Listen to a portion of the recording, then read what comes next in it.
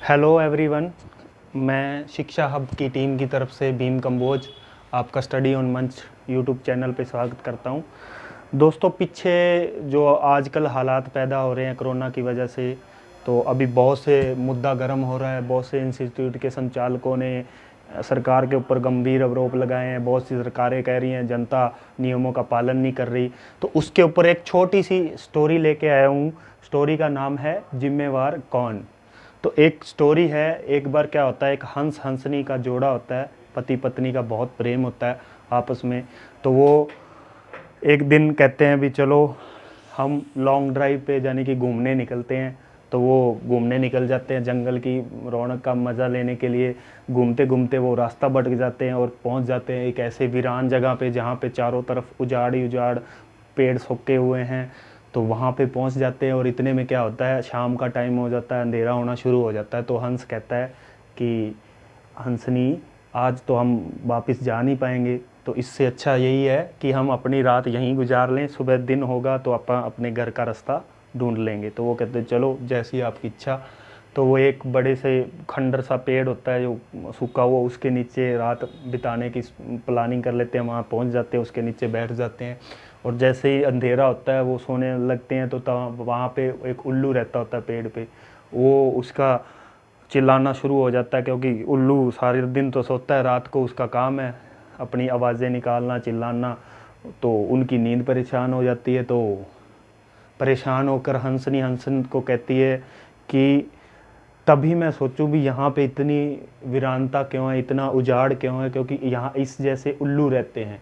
तो उल्लू ये बात सुन लेता है, वो कुछ नहीं बोलता, कहता कोई बात नहीं।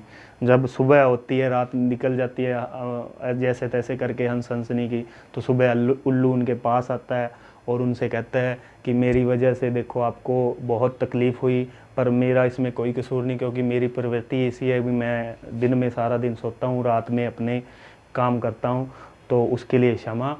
तो जब हंस हंसनी वहाँ से जाने लगते हैं तो उल्लू फिर ज़ोर ज़ोर से चिल्लाने लग जाता है, गांव वालों, मोहल्ले वालों, देखो मेरे साथ क्या हो रहा है। हंस मेरी धर्मपत्नी को भगा के ले जा रहा है, देखो। और उसकी बात सुन के आसपास के उल्लू और सारे जानवर वहाँ पे इकट्ठे हो जाते हैं। वो पूछते हैं क्या हुआ उल्लू भाई, बताओ। उल्लू बोलता है भी ऐसे ऐसे, देखो ये हंस आया है और मेरी ये पत्नी है, इसको अपने साथ भगा के ले जा रहा है। और हंस भी चलाता है, ऐसे कैसे। हंसनी भी चलाती है, नहीं हम तो इसको जानते नहीं। वो उल्लू तो कहता है नहीं, ये तो मेरी पत्नी है। तो फिर वो मोहल्ले वाले सारे जानवर डिसाइड करते हैं जी चलो पंचायत बुलाते हैं, पंचायत इसका डिसाइड करेगी। वो बुलाते हैं अपने राजा को, शेर जी आ जाते हैं, पंचायत बैठ जाती है। वो दोनों की बातें सुनाते हैं। उल्लू अपनी बात सुनाता है भी ये मेरी पत्नी है। हंस रोता रोता अपनी बात सुनाता भी मेरी पत्नी है, मैं तो भटक के आ गया था और मेरे साथ ये उल्लू ऐसा कर रहा है। तो जब वो हो जाता है दोनों की सुन के, तो राजा फैसला सुनाने लगता है। तो राजा का एक जो साथी होता है, मेंबर मान लो, पंच मान लो, वो राजा को एक साइड पे ले जाता है और बोलता है, लोमड़ी होती है वो, बोलती है भी राजा जी कुछ भी फैसला सुनाने से पहले ये विचार कर लेना, क्योंकि जो हंस है वो दूसरे जंगल से आया है, पर उल्लू हमारे यहाँ पे रहता है और उल्लू के कुनबे की वोट बहुत ज़्यादा है और आगे इलेक्शन आने वाला है। अगर आज आप हंस के हक में फैसला करते हो ना, तो उल्लू की कुनबे की सारी वोटें आपके खिलाफ हो जाएंगी, इसलिए इन वोटों का ध्यान रख के फैसला सुनाना। अब राजा भी समझ जाता है भी अगर दोबारा राज प्राप्त करना है, गद्दी प्राप्त करनी है, तो वोटें तो चाहिए।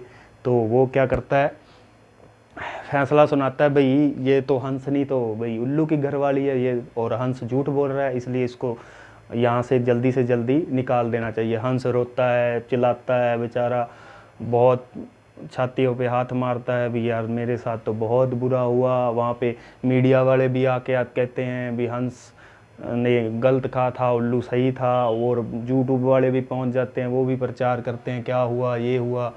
पर आखिर में क्या होता है भी हंस क्या करे, सभी गांव वाले एक तरफ हैं, राजा उनके तरफ फैसला नहीं दे रहा, तो उसको माननी पड़ती है बात। वो जाने लगता है और बाकी लोग भी चले जाते हैं। तो उल्लू उसको बुला लेता है भी हंस भाई रुको। तो हंस कहता, फिर कहता भी भाई एक तो मेरी धर्मपत्नी थी वो भी तूने खोस ली, अब क्या लेना है मुझसे। वो कहता मैंने कुछ नहीं लेना भाई, ये तेरी पत्नी है तू रख, मैं तो अपनी वाली से दुखी था, उसको छोड़ के यहाँ भाग के आया हूँ, मैंने क्या करना। फिर हंस फिर चिल्लाता भाई तूने ये अगर इसको रखना ही नहीं था तो फिर ये सब क्यों किया।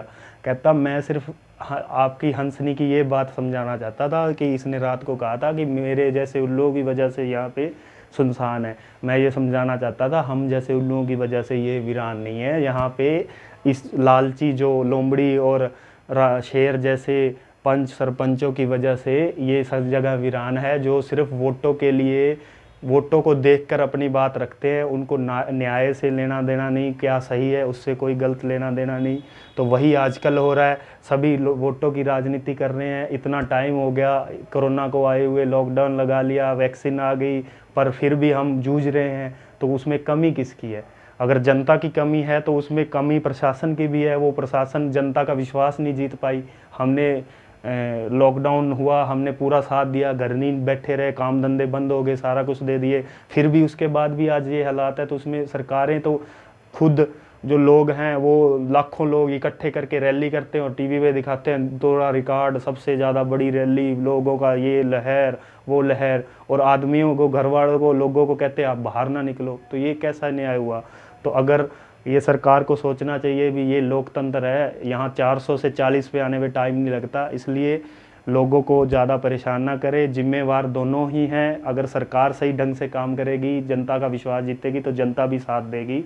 बहुत बहुत धन्यवाद। अगर ये आपको स्टोरी अच्छी लगी तो इसे ज़्यादा से ज़्यादा शेयर करें और हमारे चैनल को सब्सक्राइब करें और ज़्यादा से ज़्यादा लाइक करें। धन्यवाद।